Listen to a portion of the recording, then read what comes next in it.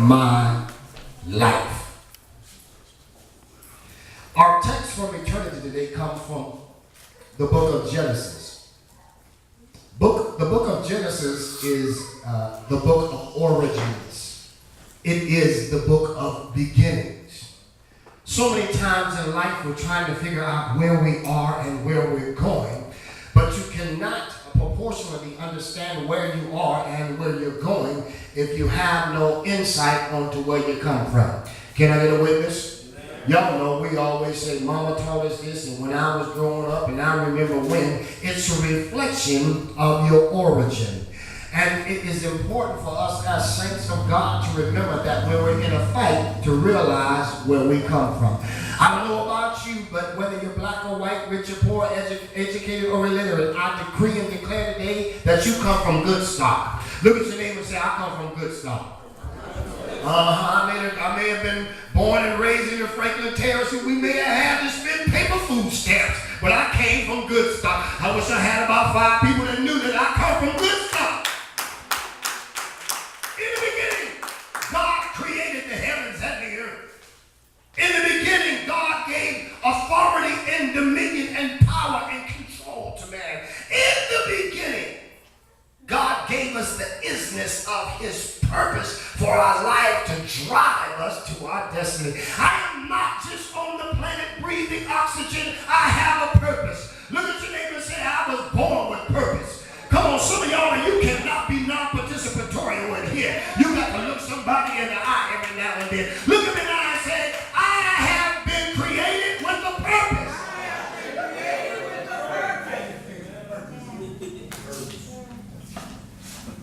We're often looked at purpose, Tyler, and I find that there is a struggle. There's a battle. There's a war raging. And to many people's surprise, the battle, the war, the struggle is not on the outside. Because I can deal with people who oppose me. I can deal with situations that bring opposition to me. But my struggle is when the battle is on the inside. Y'all ain't talking to me. You're looking at me like I'm a cartoon, but I'm a preacher anyhow. My battle is with the enemy inside of me. It's in my mind that I have to fight. It's in my thoughts that I have to deliver. It's in me that I have the most. Is there anybody that's ever had a fight with themselves? Anybody ever wanted to do one thing and you find yourself doing something else? Anybody ever said, I'm telling you this morning, Naomi, I'm waking up and I ain't gonna cuss nobody out. And before the day was over, oh my God, you just let some. Naomi looked like she did it yesterday. But you decree and declare that there's a battle on the inside. God wants you to know that you are in the fight of your life, but God also wants you to know, Sister Jeanette, that he has equipped you. Sister Tamika gave an inspirational message about with the armor. You have to realize that we are not fighting a battle without weapons.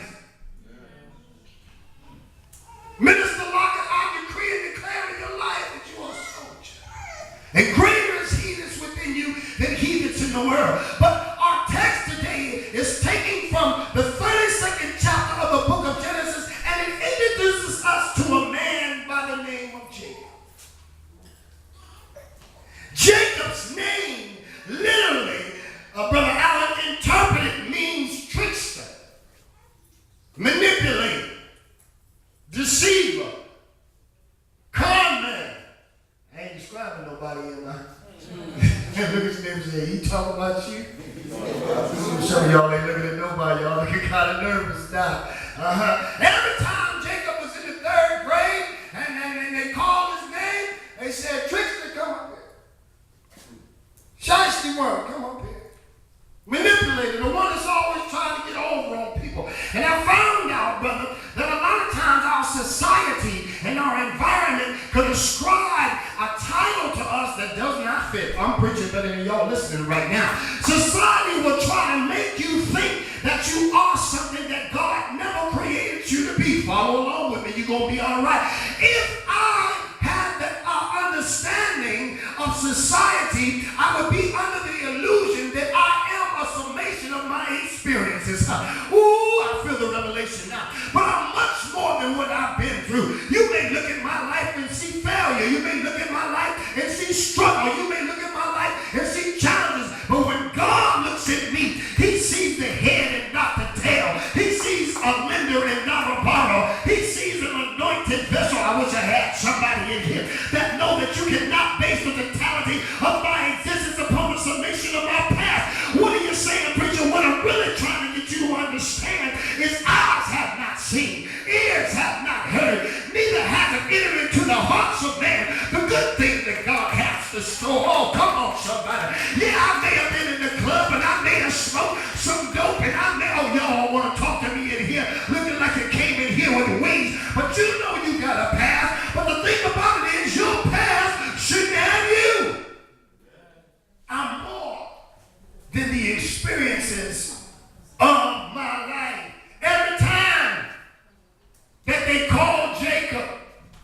he heard that ringing in his consciousness, the titles of people.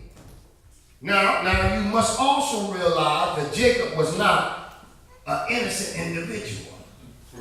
Because a lot of times with ourselves, we want to talk to God and we want to cry out to God and we want to beg and plead God and we want to act like we're the victim.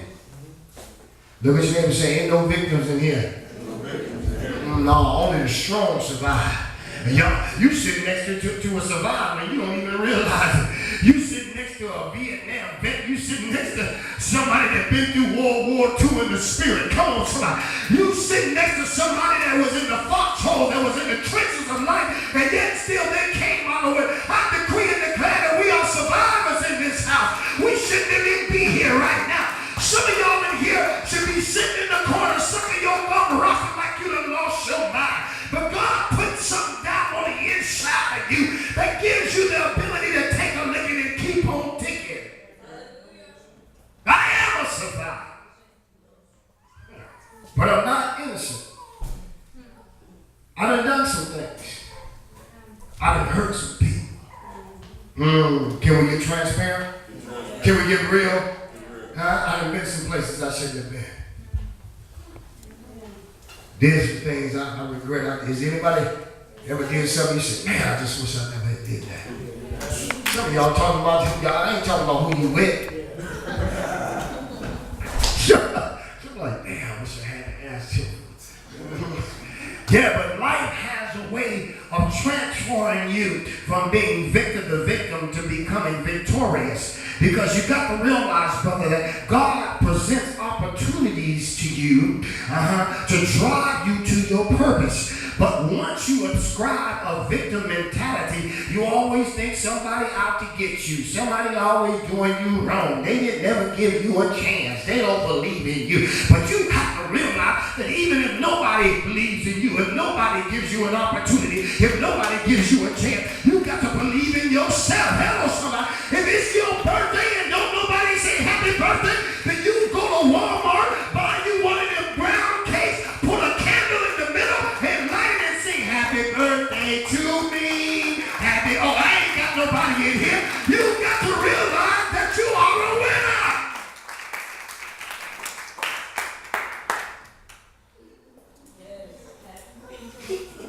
In the fight of his life, Jacob had made some wrong choices. He, by nature, was a manipulator. He couldn't wait on the blessing.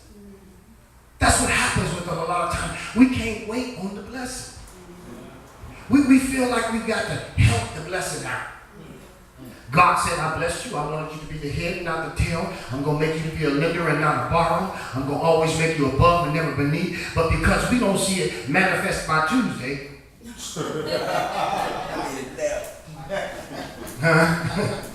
said, God must be busy, so I got to help him out. I got to get a package. Y'all don't want to talk to me. Y'all don't want to get 100, huh? I got to get a package. I got to do something, undercover. I got to... Women, I got to get me a sugar daddy. Y'all want to say that? We do all kind of stuff in the name of ourselves. And what I found out, whenever we try to take the shortcut, it ends up leading us down a dead-end alley. Every time you try to help God out, this is what God does. He backs up till you come to the end of yourself. And then you find out, God, if it had not been for you, I would not have made it. I need you, Lord. God will drive you to a point where he will put you, since we can talk about pain. Pain is a motivator of change. If it wasn't for pain, you wouldn't know what you can do. Come on, somebody. I thank God for the pain that I've experienced in my life. No, when I was going through it, it didn't feel good to me, but I know that now I'm on the other side. It was good for me because it encouraged me, it built me, it strengthened me, it opened my eyes. Now I can see things coming. I can see when I'm headed in the wrong direction. I can say, no, Darren, you better back up because that ain't good for you. Even though the opposition is pushing against me and telling me, you 3 times 7 plus 11, go ahead and have a good day. I tell myself, no, if you do that, that's going to open up a can of worms. Y'all don't want to get real, huh? Have you ever said to yourself, no, I better not do that because if I do that, that's going to turn out the wrong way? That's God.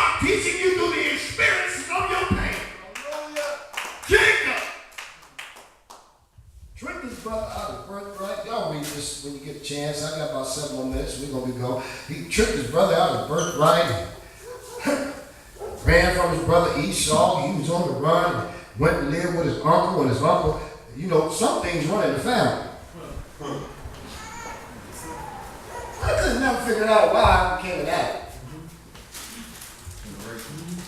What the heck? Why me? It was like 1, 2, 3, addict. All right, 1, 2, 3, addict. You know, it's like, come on, why couldn't I be 2? Why had to be 4? He had to pick me. But I found out I've been picked out to be picked on. And my experiences of life don't necessarily validate who I am. The validity of my existence is based upon my commitment to God. Hello, somebody. Y'all missed that. I said, well, the validity of my existence is based, this is kingdom here. I ain't talking about church. We don't do church in here. Yes. It's not about church. I'm tired of church. Child, did we have church? Well, what does that mean? How can you have something that you are? He said, you are the church. I ain't got to have what I already am. Come on, somebody. When I come in the midst of it, me and him together, we make a church. Now I got to get kingdom minded. I got to get my mind to transfer out of this plane that I'm in, because this plane that I am it limits me to my possibilities. It limits me to my power and my potential. It tells me I can't succeed because I was locked up in the penitentiary full time. But the devil is a lie. All that means is I know how to stay the hell out of jail. Oh, I'm sorry. Don't put that on Facebook. I said stay the hell out of jail. I meant that.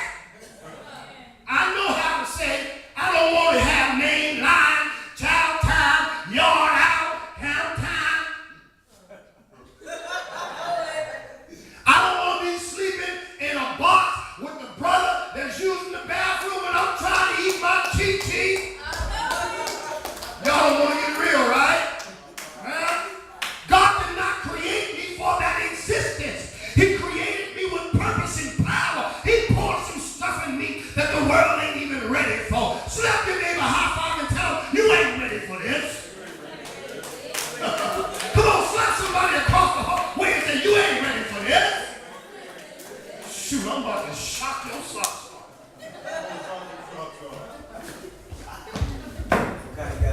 Hamburgers.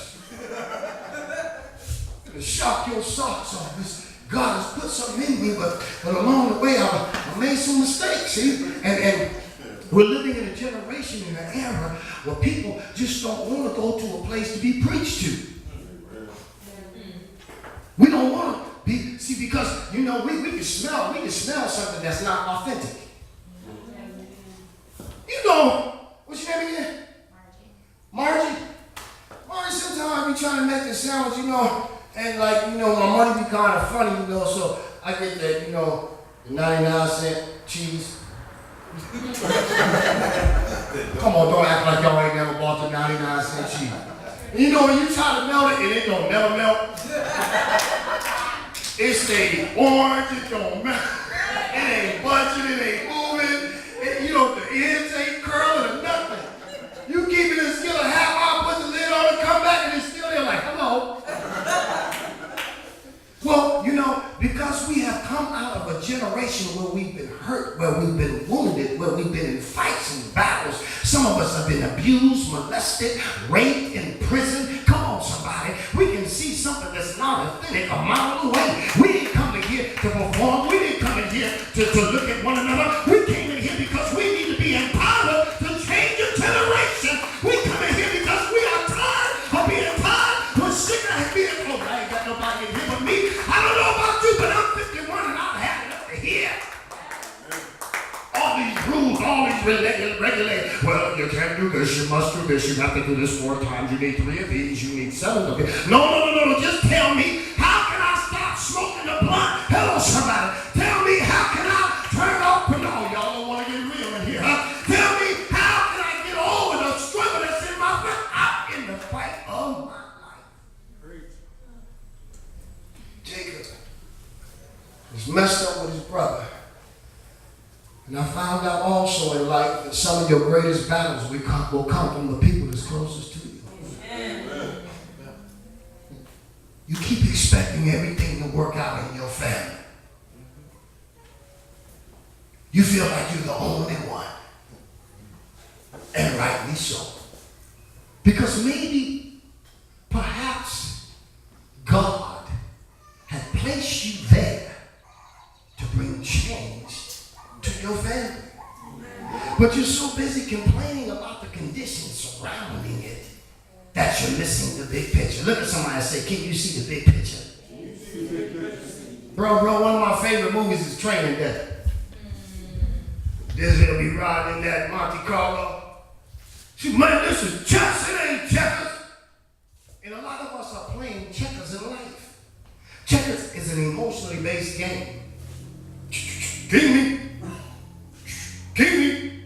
But chess is an intellectual game. You got to be 3 moves ahead of your opponent. And I don't know about you, but the word declares, somebody say, what does it say, Pastor?